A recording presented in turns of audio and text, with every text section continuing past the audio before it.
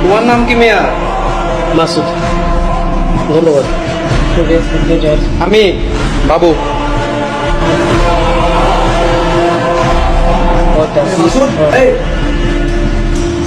নতুন আসছিস, নাম কষ্ট সালাম টালাম কিছু নেই, পড়তে বয়ে গেছিস। আমার মনে হয় পড়াটা উচিত হবে না।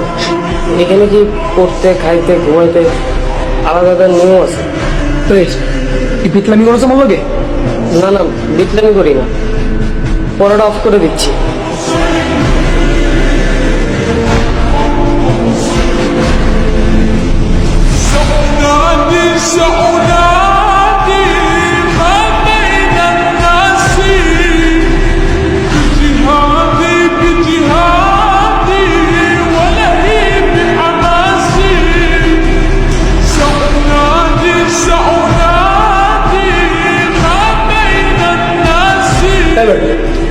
তুই ওর মাছ কাজ কেন তোলা কাটা লাগবে না? আরো মতো বেকার ডালাটা একসাথে হজম হয় না। আচ্ছা, ভালো কথা। ঈদের ট্রেনের টিকিট ছাড়ছে কিন্তু তোরা কাটবি না? আমি তো টিকিট কেটে ফেলছি। তুই ওরা মেসেজ হয়ে যাচ্ছে। ও ভালো কথা মাসুদ, তুই কিন্তু আমাদের সবার বের হওয়ার সবার পরে যাবে। আরো ভালো কথা, তুই ঈদ শেষ করে আমাদের সবার আগে এসে ফেরত আসবি। আইসাটা বেরোম অসুন্দর না দেখছে। ওটা একদম পরিষ্কার করে ফেলি। দেবের কিন্তু অনেক মজা হয়েছে না?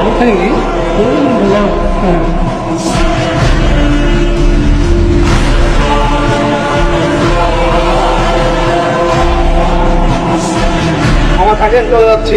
আচ্ছা ঠিক আছে। কি অবস্থা? অগ্রিম তোমার সাবধানে যাবেন মামা। তোমার যেটা কোথায় এলে তুই বাড়িতে বসছিস? হ্যাঁ, তুমি বাড়ি যাবো না আজকে? বাড়ি কিভাবে যাবো বলেন মামা? কেন? হোস্টেলে বন্ধ হয়ে যাইতেছে, আপনার রুমমেট তো যাইবো না। কিরকম সাইকো দেখছেন? ঈদ আইসে এখনো বাড়ি না যেতে এখানেই পড়তে হইবে। আমার কথাটা মানেন, ভিতরে যান, ঘাটটা ধাক্কা দিয়ে বাইক করে দেন।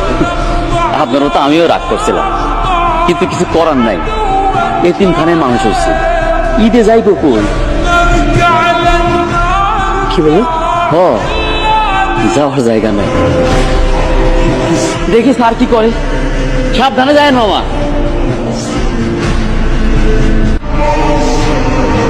কি বাড়ি যাবো না? তুই ব্যাগ গুছে একসাথে যাবো। আমি তো এতে কোথাও যাবো না, আমি এখানেই থাক। বাইরে যে ভিড়, না গেলে আমার পূজার লাইন আছে তো।